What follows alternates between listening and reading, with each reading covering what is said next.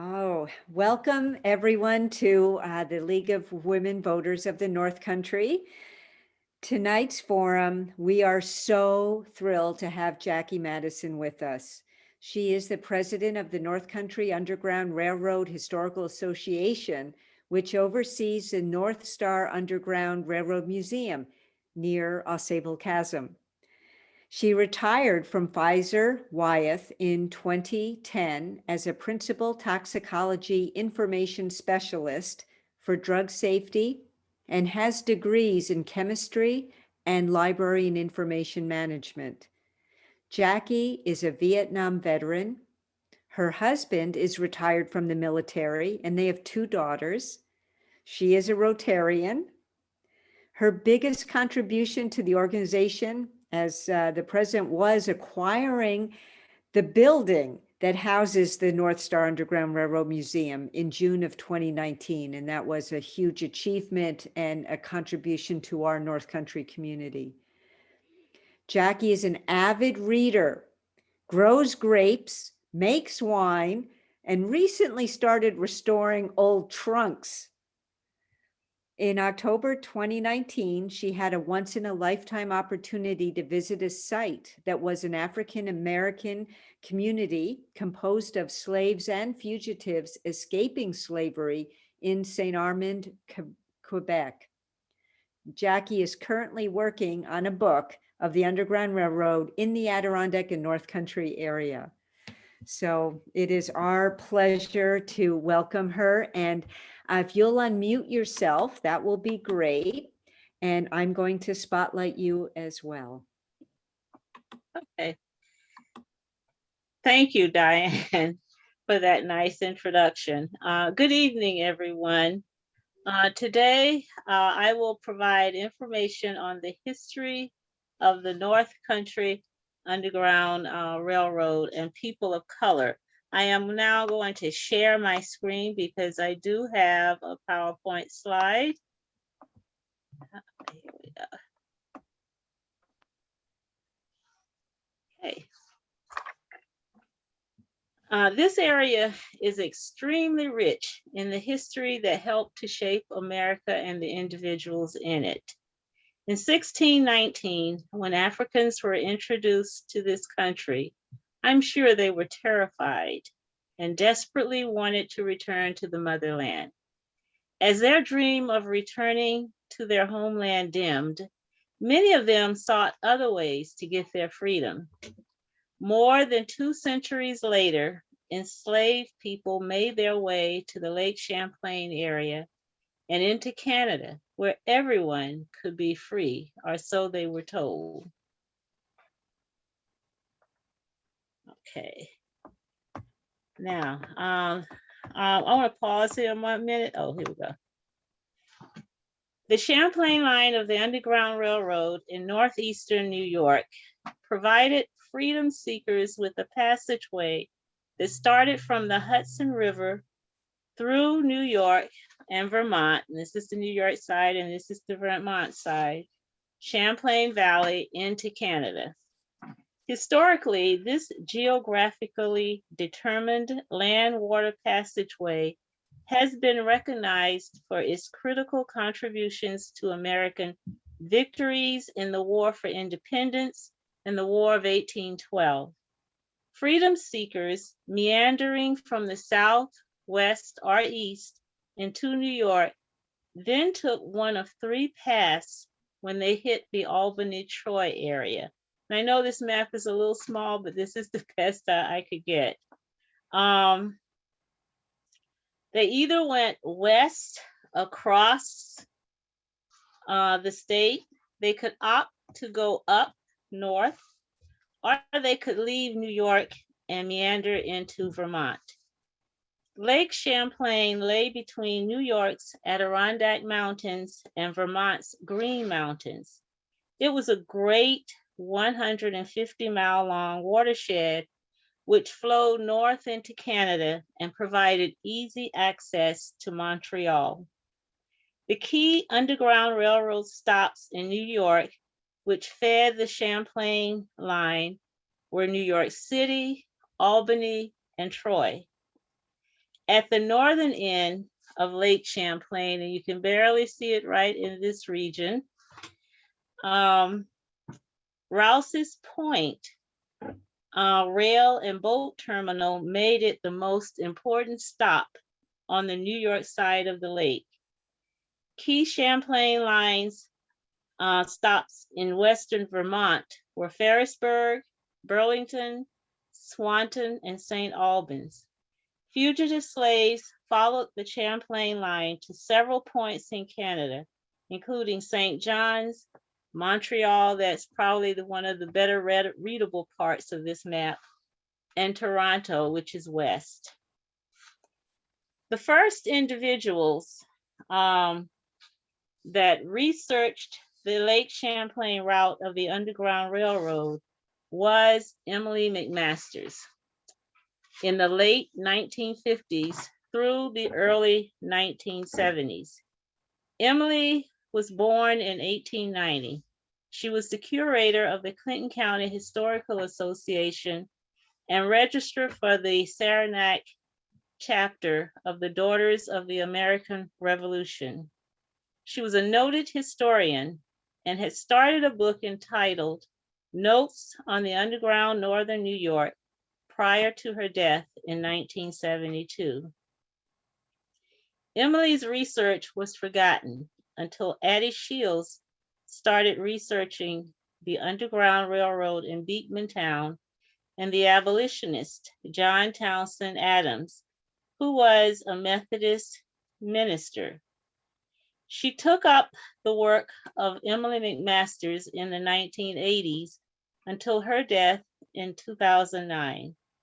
Addie's focus was on the Beekmantown area, which Emily McMasters had identified as having the most Underground Railroad sites in Clinton County. I would also like to mention Marjorie Lansing Porter, whose grandfather was Wendell Lansing. He was an avid abolitionist in Keysville, so much so that he was actually ran out of Keysville for about 6 years before returning. Just like her grandfather, Marjorie was a newspaper editor, and she surely must have heard stories about her grandfather's stance on slavery. The last person on my list is Tom Calarco. He built on the work of Emily McMasters and Addie Shields and wrote the book, The Search for the Underground Railroad in Upstate New York. Tom was also the winner of the Emily McMasters Award Prize in 2000. His winning paper was entitled Underground Railroad in Clinton County. Around 2005, Don and Vivian Papson started a not-for-profit organization, the North Country Underground Railroad Historical Association, which was the result of a question that was asked of them when they participated in a War of 1812 parade. The question was whether African Americans had fought in the War of 1812. In the process of seeking the answer to this question, and the answer was yes, they uncovered the story of the Underground Railroad in the Adirondack Lake Champlain area. They wanted to share the stories with the community. So a steering committee was formed, which was composed of board members and individuals in the community interested in the history of the Underground Railroad in the Lake Champlain area. The building that is now the home of the North Star Underground Railroad Museum was donated to the town of Chesterfield in 2009 by Ausable Chasm, who owned the building at the time. The town of Chesterfield renovated the building and made it a museum and their heritage center. Our museum officially opened in May 2011, and Helen was the first museum manager. Before it became the Museum Heritage Center, it was a house that had been built for Herbert and Harriet Estes. This is a photo of Herbert Estes in his later years reading the Bible to his grandsons. The house itself was built in the early 1880s and was not an Underground Railroad site. But I can say that Herbert Estes was in the Civil War. He was actually captured and spent time in a very notorious Confederate prison in North Carolina, Salisbury, as a matter of fact. And during his time there, he kept a diary. His family thought it had been lost, but in uncovering some details about Herbert Estes, we discovered that he was asked to go to Congress to talk about his experiences at that prison during his prison time. And he actually read his entire diary, and it is online if you'd like to read it. Our museum tells the stories of the Underground Railroads, and that as an S on that roads, and provides information on activities in the area to include posters, flyers, rat cars, brochures, anything that visitors want to know about activities in the area. In 2019, the town of Chesterfield, with the board approval of Ausable Chasm, gifted the museum to the association. The museum's open season, which runs from Memorial Weekend to Columbus Day, operates currently with an all-volunteer staff. So if anyone here, if I don't put this plug in, Bobby will really come after me. She's the development chair. She's looking for docents. We encourage visitors to make a donation when they visit, $5 per person or $10 per family, with no limits on family size, although we will not turn anyone away. We offer bus tours the first and third Saturdays each month during open season in the Peru and Keysville areas only. The tours do have a cost. I should let you know, though, that the museum was closed last year. We are planning to open this year. That's why I'm asking if there are any docents, please let me know. But the board is still working on plans, which includes not only when, but how we will open and to whom. And by that, I mean family groups rather than having individuals walk in. Slavery is not just a Southern story. In fact, New York was the epicenter of slavery in the early colonial world. Enslaved persons were an important part of the labor market and helped build wealth in the society. Many believe slavery arrived in the North Country with the founders of the town of Plattsburgh. This may or may not be true. However, one of them, Thomas Treadwell, was from the Hudson Valley, where slavery was firmly in place.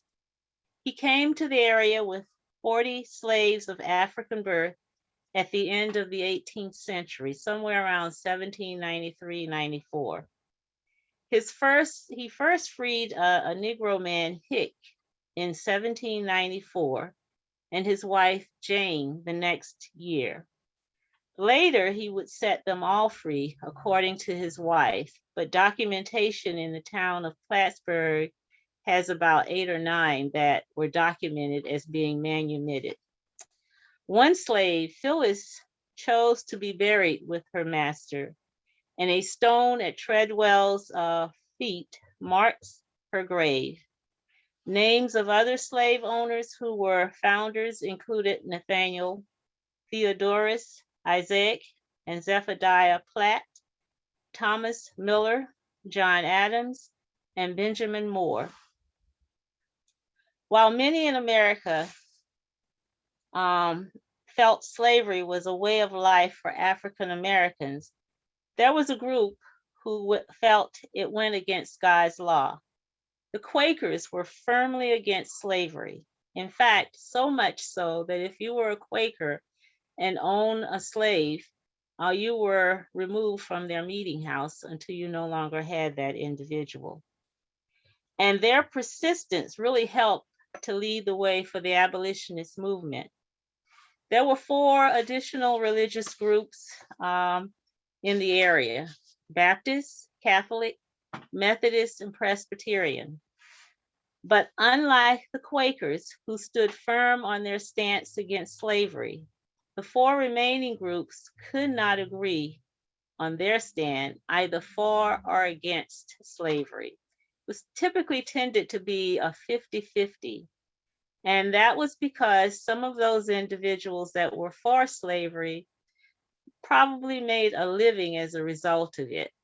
They were part of the food system. They may have made clothing, a variety of things. A lot of the wool clothing that slaves wore were made in the North.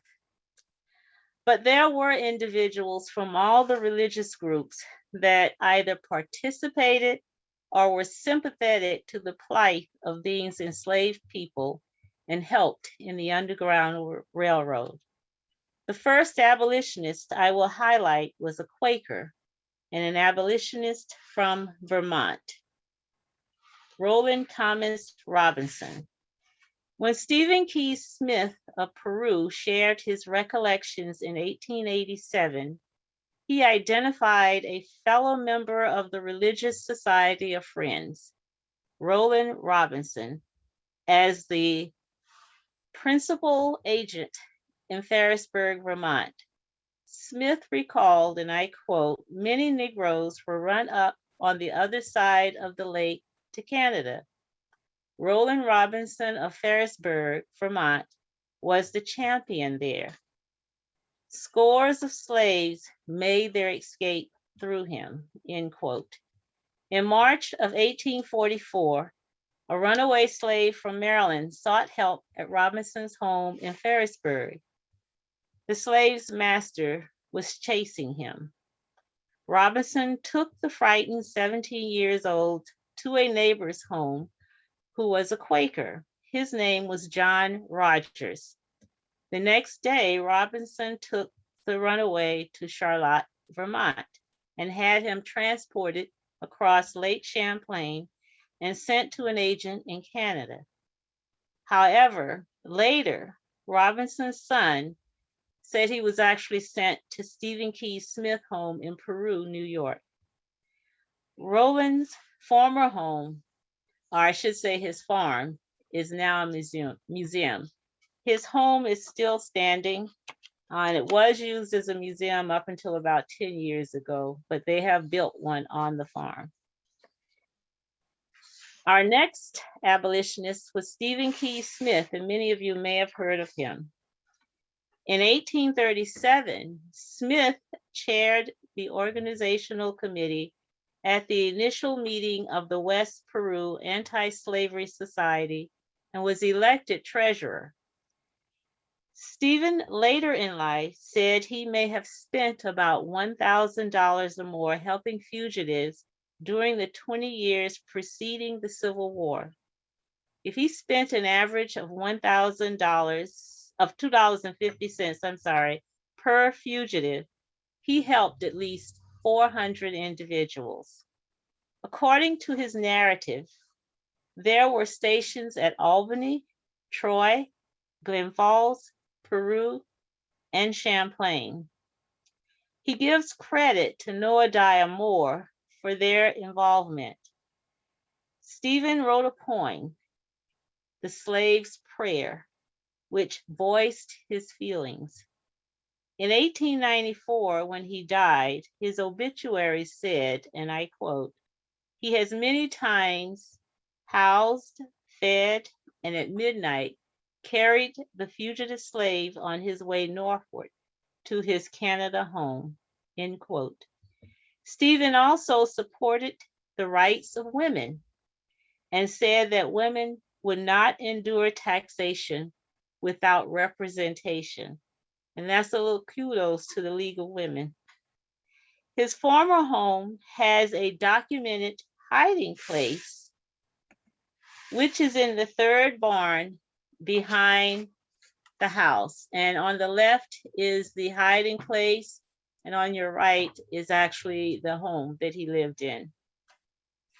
The room, this hiding room, was a root cellar where vegetables were stored and fed to the animals. A haymow was above it. Smith would drive the fugitive slaves to the Moores' home in Champlain during the night. And although it looks fairly large here, this is a fairly large size room. I'd say probably 10 by 12 feet all total, if you were to go in it. My last abolitionist that I will talk about today is Noadiah Moore. Noadiah lived in Champlain, about 7 miles from the border. Stephen Key Smith credits Moore with getting him involved in the underground movement. Moore would take freedom seekers to Canada when they arrived at his station and find them places to stay and work. He owned a lumber factory in Canada, and sometimes they would work for him. I should say each of these individuals, Robinson, Smith, and Moore, had wives. And as was typical, the wives also assisted with the cause of runaway slaves. And what they would do, they would take care of them if they were sick. They would feed them. If they needed to be clothed, they clothed them. And unlike today, where men and women can have organizations and meet together as one organization, during that time, women had their organization and men had their organizations for the abolitionist cause. Noadiah Moore's wife, Caroline, was the president of the abolitionist organization in Champlain. While those helping formerly enslaved individuals were a key factor in the fight for ending slavery, it still required enslaved individuals to make the movement viable. These were individuals who desperately wanted their freedom and sought it at any cost. They were not typical field hands, but oftentimes skilled workers whose fathers may have been their owners. Freedom seekers tended to be well-dressed, and some of them could actually pass as white. Moses Roper fit that description.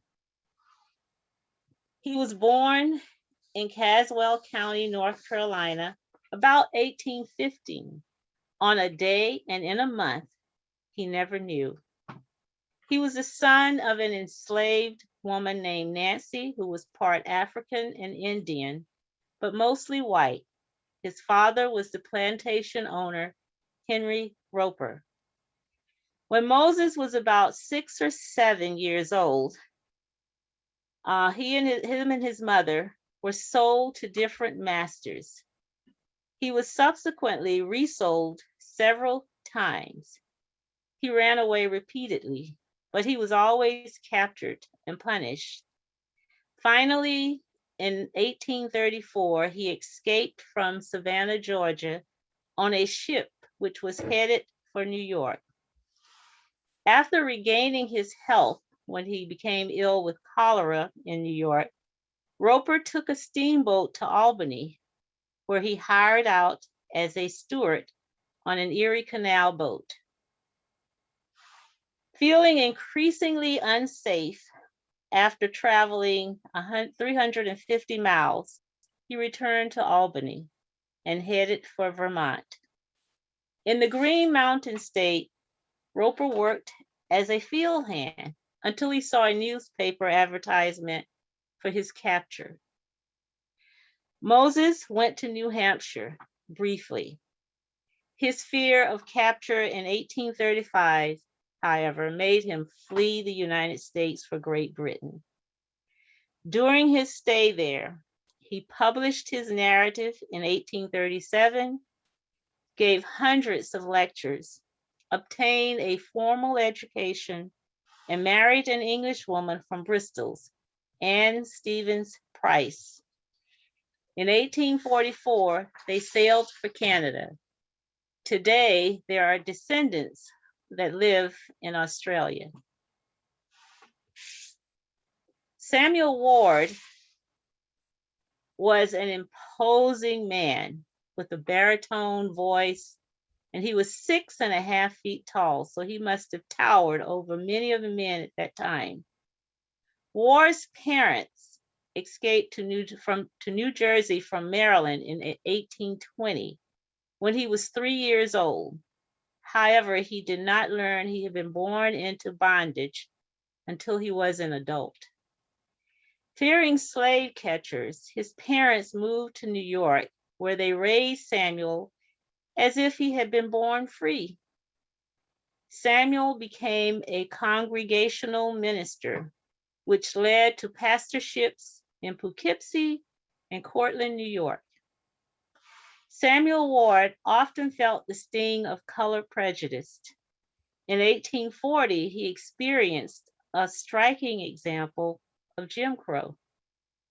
While passing through the Mohawk Valley toward Binghamton, where he was scheduled to present a lecture, Ward escorted a white lady fugitive who was on her way to Canada. Her complexion was so fair, she was accepted by the other white ladies in the railroad cars from Albany to Utica and westward. And no one suspected that she was not as respectable as the best of them. To his irate Binghamton audience, Ward exclaimed, and I quote, "I was, of course, obliged to take my seat in the Negro car," end quote. By 1851, Ward and his wife had decided to move to Canada, as he was now in danger of being arrested for violating the Fugitive Slave Act. A few months after Ward escaped to the Queen's dominions, he greeted his wife and 3 children in their adopted country. He was outraged, however, when his wife told him the captain of the boat on which they traveled had refused to seat them anywhere save on the deck.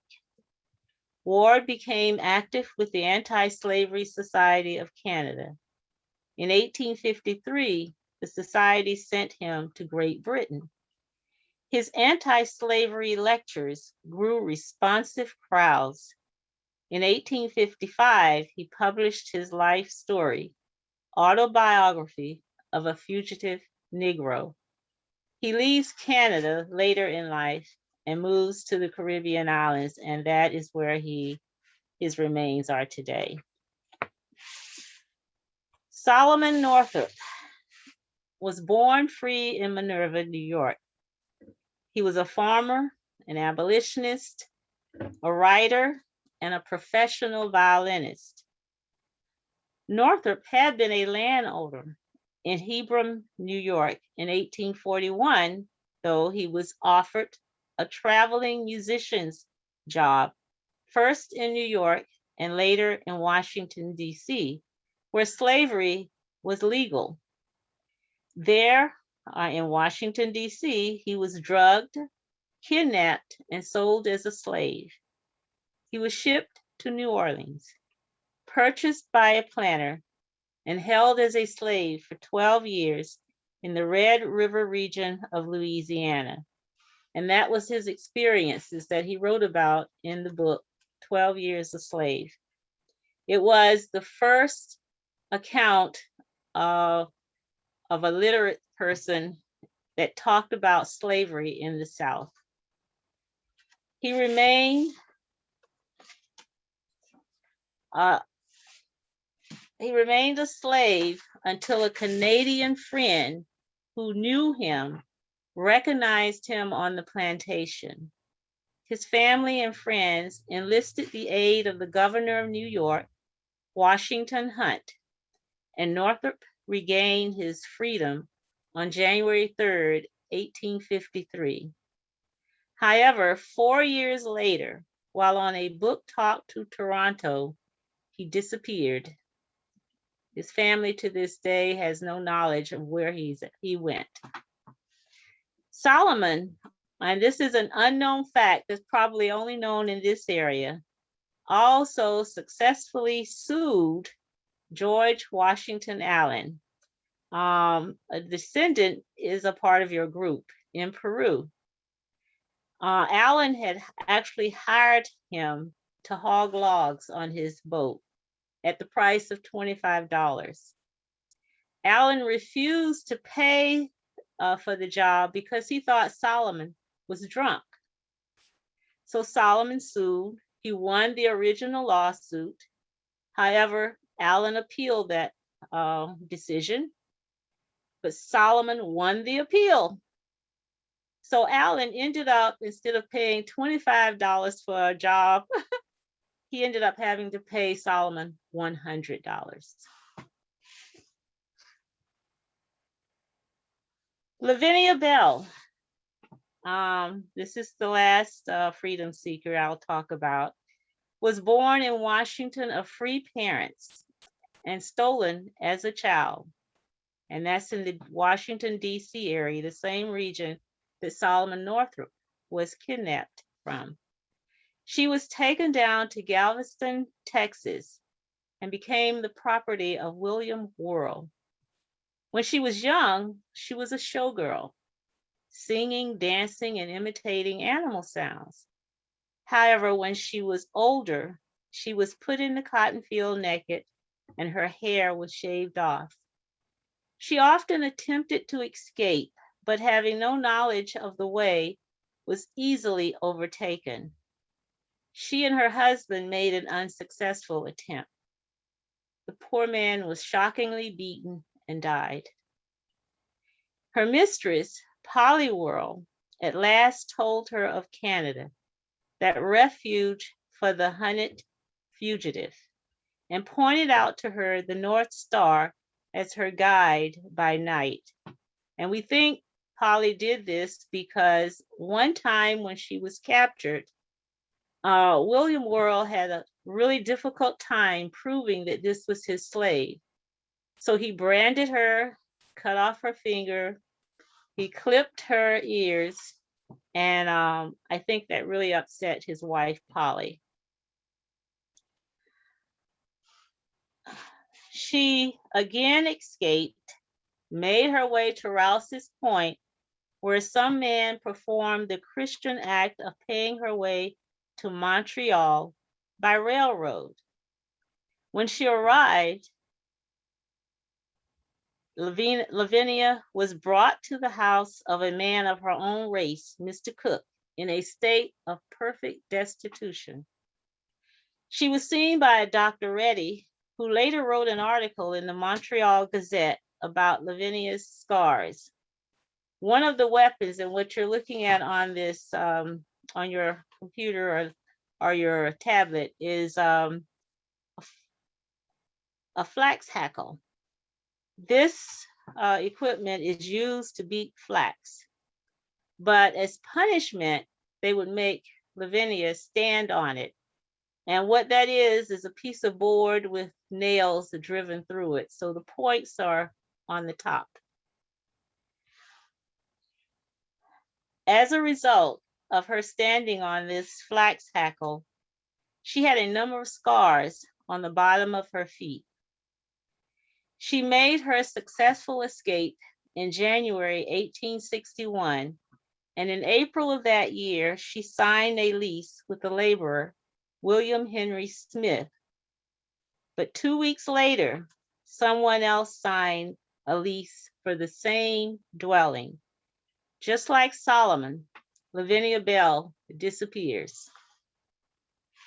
One thing that came up was that there may have been the possibility, because Dr. Redding did this article, slave catchers did go into Canada, and they may have captured her as a result of that article.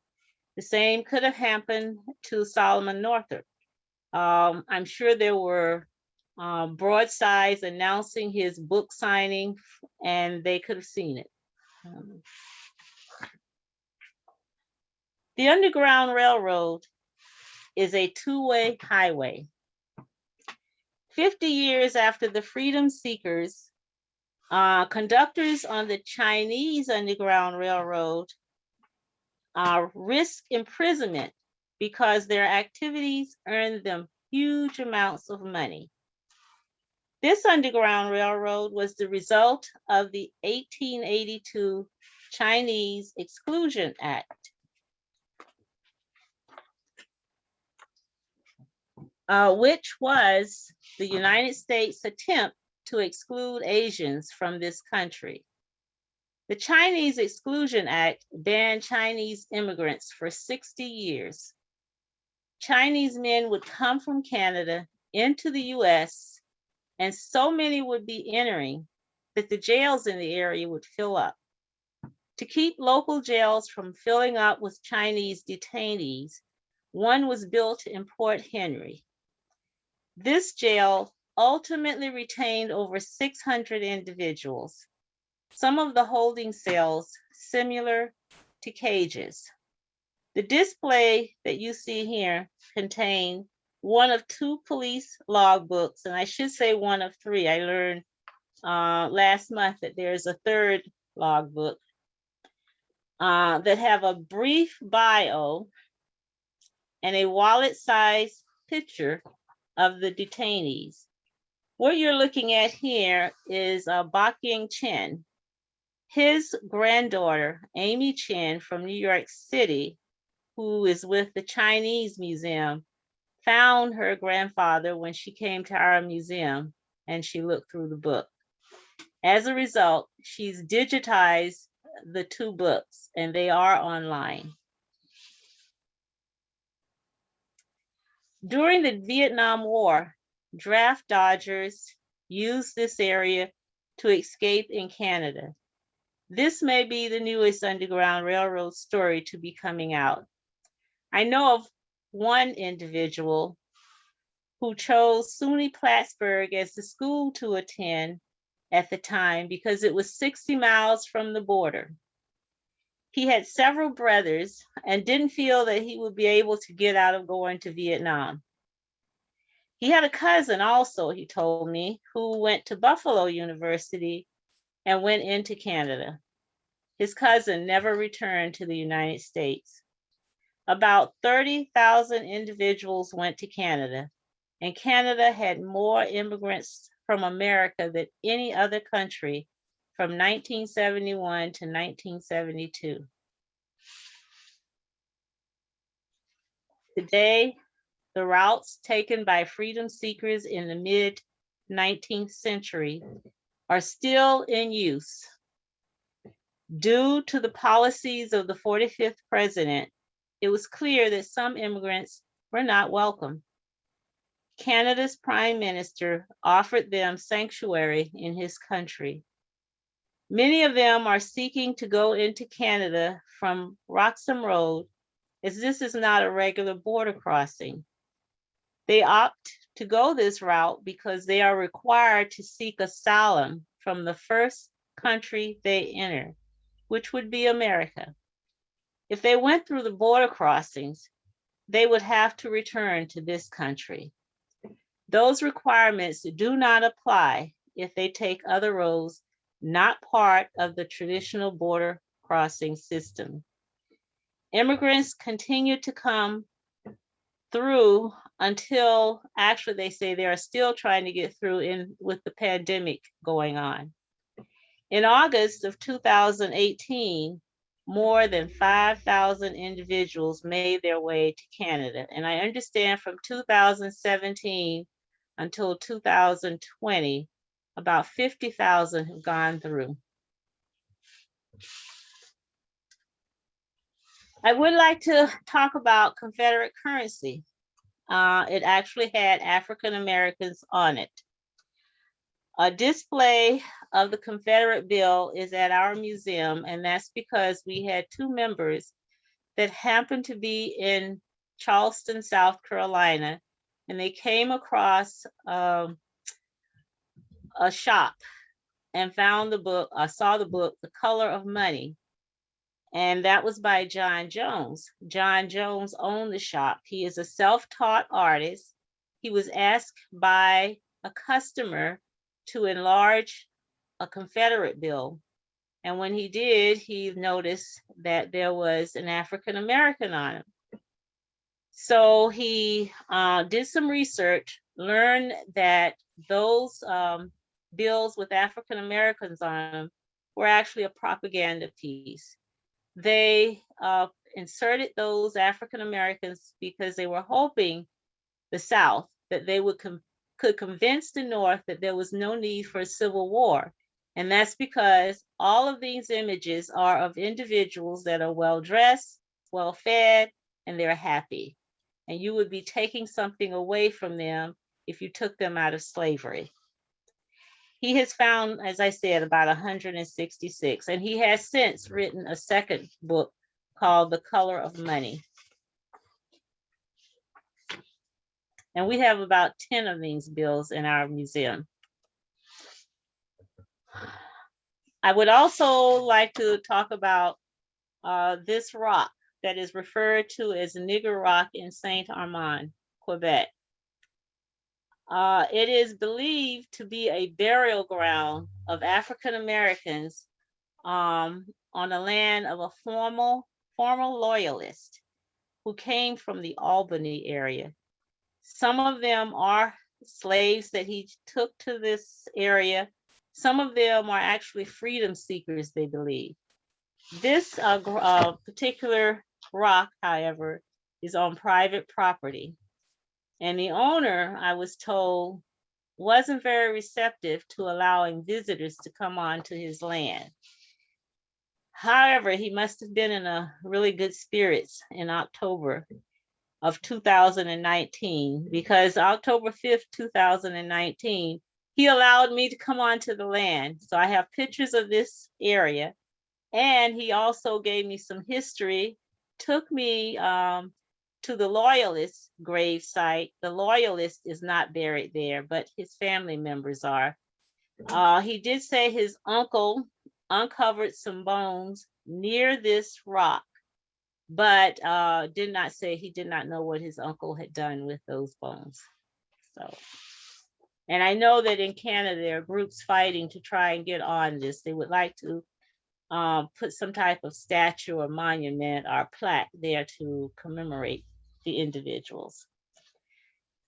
Last year, I did a presentation entitled Stories of African Americans in Beekmantown and Surrounding Areas for the Beekmantown's bicentennial celebration, because I wanted to recognize the celebration with local people. I spoke about people of color in this area. My research uncovered a treasure trove of individuals who resided and thrived here. Due to the time, though, I know I'm getting close, I will provide 2 stories of a couple, John and Maggie Fauntleroy. John Fauntleroy was born in Schenectady, New York, about 1889. But his parents came from South Carolina. He was married to Margaret, and they rented a home on Miller Street. Margaret would reside in this home for 20 years. John was literate, and his World War I draft registration card lists his race as Ethiopian. He was a wage earner, working as a waiter at Witherill House Grill, and he was employed nights at the Plattsburgh Club. 4 years before his death, he was involved in a card game that resulted in a fight. His face was slashed, and 3 colored Negroes took him to Dr. Thompson's office. The doctor bound up the wound and took him to Physicians Hospital.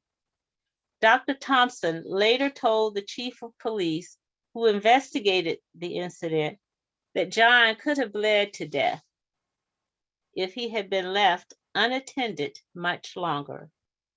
The cut had been inflicted by John Robinson, another Negro.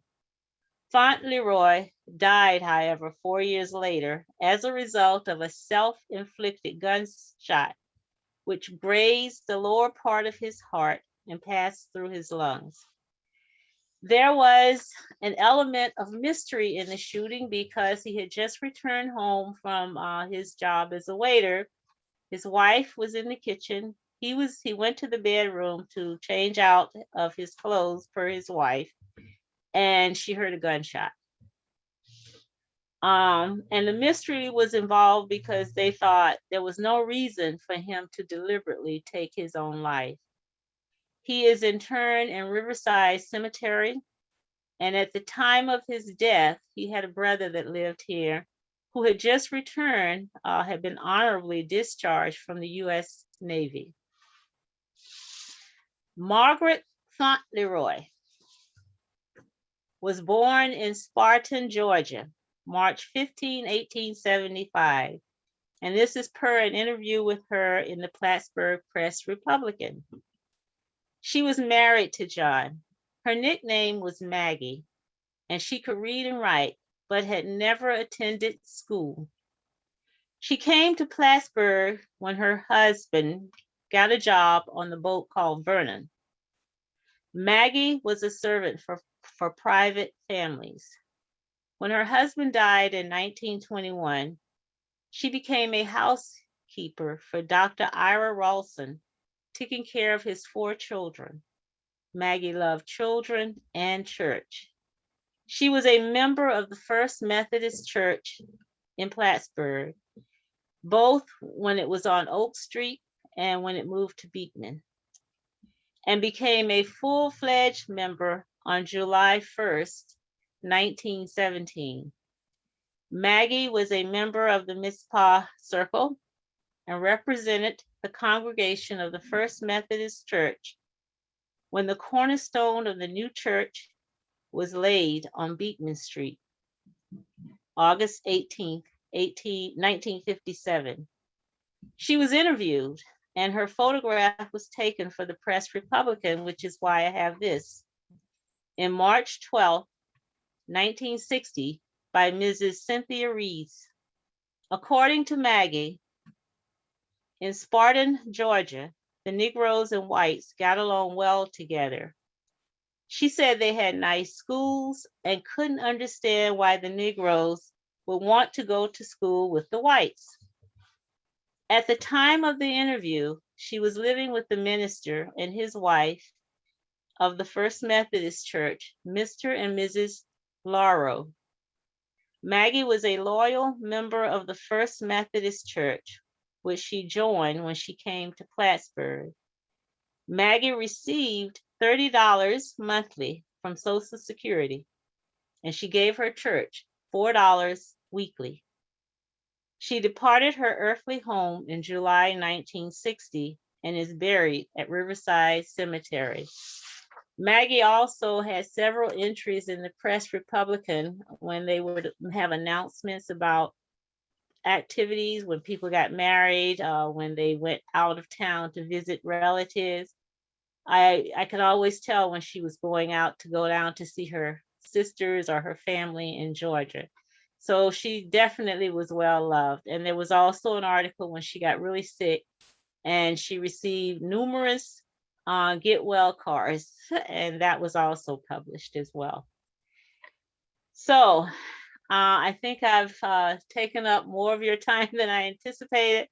I want to thank everyone for listening. If you have any questions, I'm open to it. Thank you.